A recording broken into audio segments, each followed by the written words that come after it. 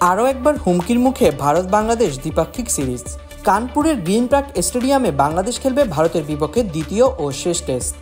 আর সেই টেস্টে ঝামেলা করার হুমকি দিয়েছে অখিল ভারত হিন্দু মহাসভা নামের এক ভারতীয় ধর্মীয় সংগঠন।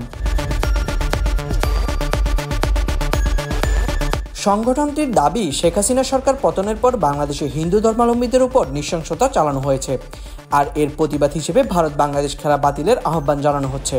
তা না হলে কানপুর টেস্টে ঝামেলা করার হুমকি দিয়েছে সংগঠনটি। টেস্ট সিরিজের পর মাঠে গড়াবে 3টি টি-20, যার প্রথম ম্যাচ গোয়ালিয়রে।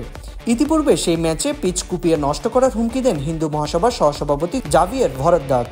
বার্তা সংস্থা পিটিআইকে তিনি বলেছিলেন, বাংলাদেশে হিন্দুদের ওপর নৃশংসতা চালানো হয়েছে, মন্দির ভাঙা হয়েছে। এ কারণে হিন্দু মহাসভা সিদ্ধান্ত নিয়েছে গোয়ালিয়রে ভারত বাংলাদেশ ম্যাচের প্রতিবাদ জানানো হবে।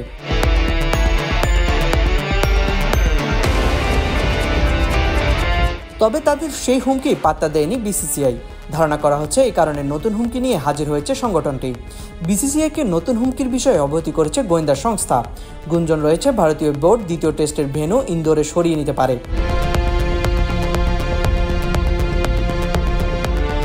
শুধু অখিল ভারত হিন্দু মহাসভাই নয়, ভারতের ধর্মভিত্তিক অনেক সংগঠনই বাংলাদেশের প্রতি বিদ্বেষ থেকে বাংলাদেশ সিরিজ বাতিল করার জোরালো দাবি জানিয়েছে।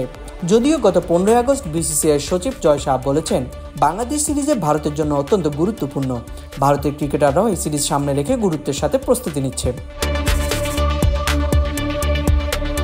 সূচি অনুযায়ী আগামী 19 সেপ্টেম্বর কানপুরে ভারত বাংলাদেশের প্রথম টেস্ট শুরু হওয়ার কথা রয়েছে। কানপুরের দ্বিতীয় টেস্ট শুরু হওয়ার কথা 27 সেপ্টেম্বর থেকে। তাছাড়া গোয়ালিয়রে 6 অক্টোবর, দিল্লিতে 9 অক্টোবর ও হায়দ্রাবাদে 12 অক্টোবর 3টি টি-20 ম্যাচ অনুষ্ঠিত হওয়ার কথা রয়েছে।